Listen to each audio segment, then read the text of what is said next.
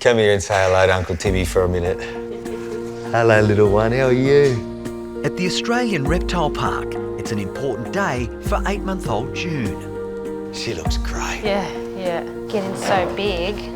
The Joey has been hand-raised by Tim and keeper Julie, who've been providing round-the-clock care. It's okay, it's all right. Thankfully, she seems to be growing well. They don't get much cuter than that. She looks good, but just going to make sure, double check. She looks great. Let's see how she weighs. What'd she weigh last time? About 680. Look at her. Hello, you. That's all right. Oh, that's all right. What do you got? We got 700. 700 on the dot. Beautiful. That's great. So she's put on another 20 grams. She is easily big enough for us to try and get her to take leaves. Beautiful. June's been on the milk for 8 months. Now is a time naturally when she would start eating solid food, eucalyptus. But something that's very interesting with koalas is that they're not born with the digestive enzyme to be able to process eucalyptus. It's toxic to them, just as it would be to us. So what are you going to do? So we need to get poo from another female that has a joey that we can feed to June, and that'll give her the enzymes to be able to digest what would otherwise be toxic eucalyptus. Yeah, true. For baby June to make a safe transition from milk to eucalyptus leaves, Tim and Julie have an unusual challenge ahead. We've got to introduce June to pap today, and it's as difficult as it sounds, but I've got a plan. It's stakeout time. Yeah. We're gonna sit it out. We need fresh poo from a female. There's a few down there with young. We'll sit under their perches and maybe rattle their leaves, try and get them to eat, wake up and poo. And that's what we're going to try and feed to June to get her across that threshold from milk to leaves. Yeah. When I woke up this morning, I didn't think I'd be coming to work to come and collect koala poo. So a little bit weird, but we'll get there. So I think we're going to need some containers, Yep. some gloves. Yeah, a good idea. Let's bring June. Yeah. And let's go down and get some pap. Beautiful. Come on, you can come for a little excursion outside. The risk if we can't get June to eat pap, and we can't make that happen, is that she can't eat eucalyptus, and that compromises her likelihood of surviving. We have to get this pap into her. So we've got a few mamas here and a few mamas there. Tim and keeper Julie are about to embark on one of the Australian Reptile Park's strangest jobs. I'm going to go and sit under mum number one there. Yeah. And how about if you pop in with the other two just here? Yeah, no problem.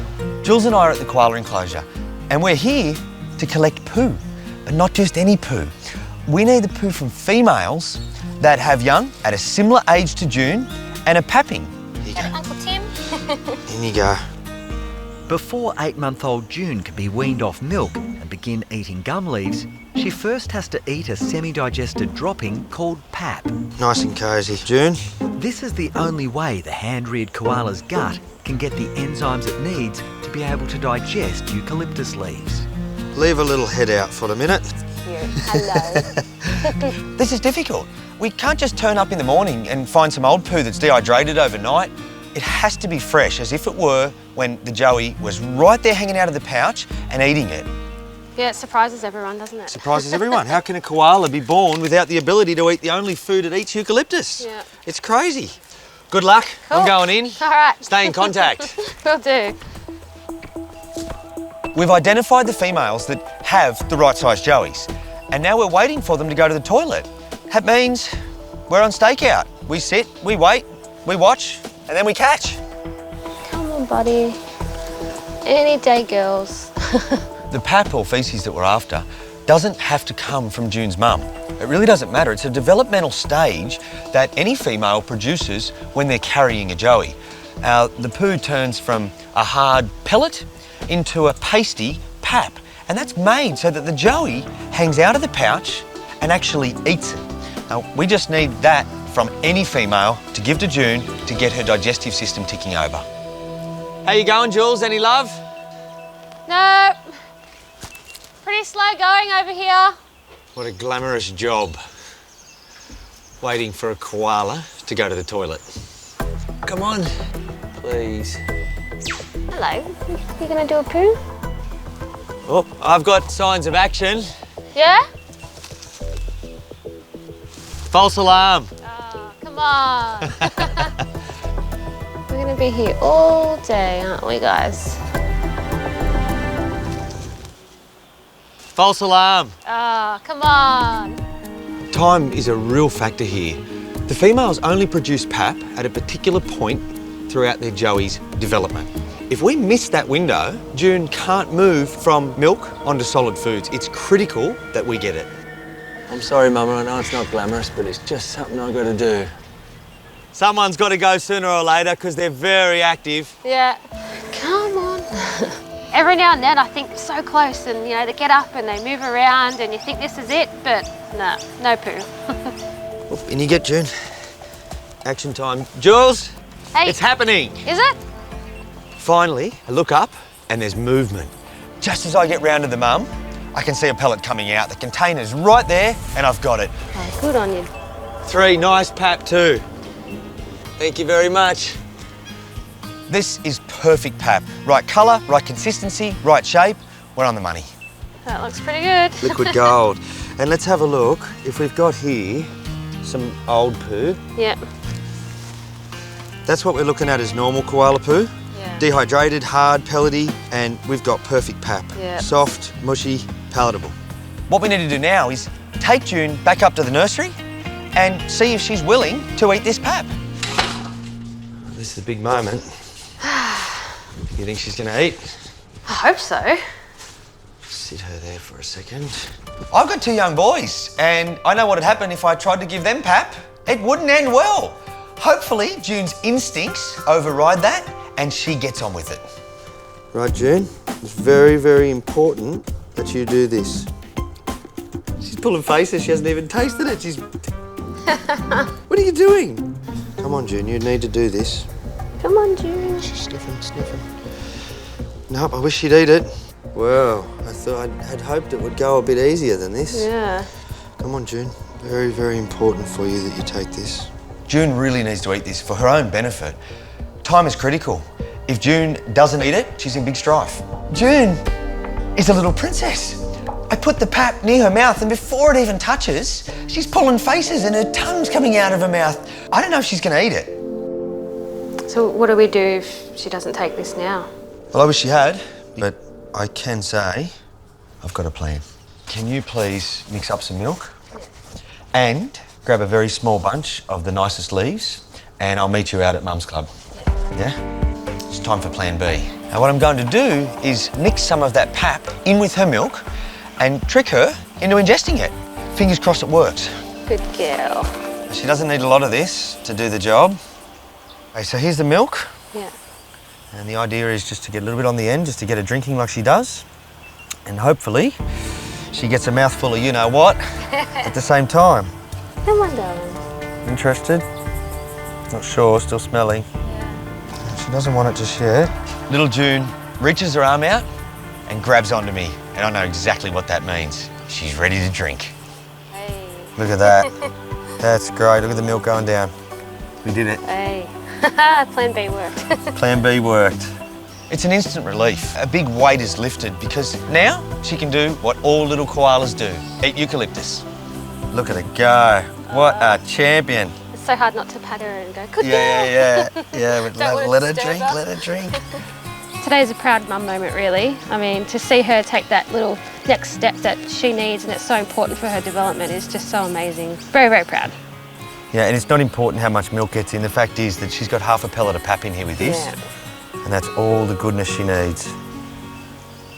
Done. Look at her little milk beard.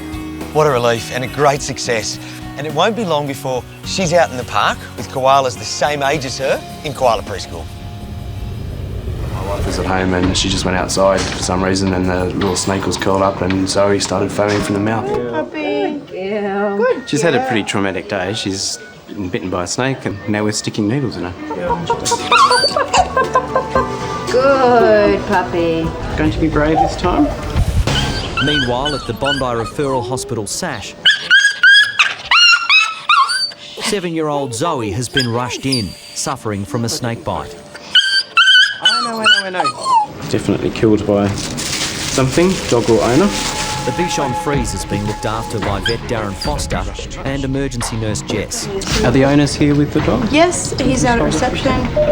I was at work and my wife was at home and she just went outside for some reason and the little snake was curled up and Zoe started foaming from the mouth. Zoe was attacked by a deadly red-bellied black snake. If she doesn't receive antivenom soon, she'll suffer an agonising death.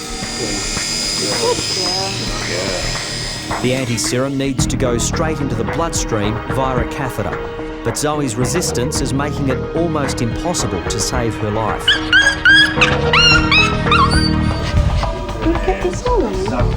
Over at Sash, Zoe, the 7-year-old Bichon Frise, is being treated for a snake bite. Without antivenom, she'll die. Going to be brave this time? This is Darren and Jess's second attempt to insert a life-saving catheter. So just try and tap the head to take the emphasis off what's going on the leg. All right. Without the catheter, Zoe won't get antivenom she desperately needs. Good puppy. Good. She's had a pretty traumatic day. She's been bitten by a snake and then she's been dragged to one veterinarian and then she's been taken to another place and she's been left here and now we're sticking needles in her. And she doesn't have any idea why we're doing it or what we're doing it for. Hey. Over at Sash, Zoe, the snake slayer, is fighting the catheter. Without it, she can't get the life-saving antivenom she needs so urgently. This is Darren's third attempt. You might need to get somebody else to give us a hand because she's going to be silly. Yeah, she's going to pull off. This time, Darren calls for backup. Good girl. Little pinch. Good girl. A bit more relaxed now. Good girl. Good girl. Good puppy. Now Zoe's antivenom treatment can finally begin. Attach her life-saving antivenom. At the moment, we're just about to give her some methadone so that she'll be more comfortable because her muscles are breaking down at the moment and that can be quite painful. Good girl. Good girl. Hey, you didn't feel that one. So that'll make her sleepy, a little bit more relaxed, and she'll have a nice, comfortable day.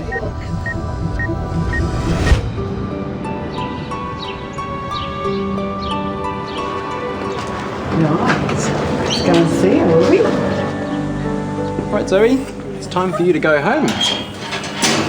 Come on, sweetie. Just a day after her showdown with a deadly snake, and Zoe is back to full health. Come and see everyone who's come to see you. Big family reunion. What do you reckon? Where is she? Can you see Zoe? Let's see if you can see her. Hello! It's a hero's welcome for Zoe, the snake slayer, who overcame a red-bellied black snake and a chronic fear of needles. She looks just so good. I can't believe how well she looks, considering what she's just been through. Amazing, just amazing.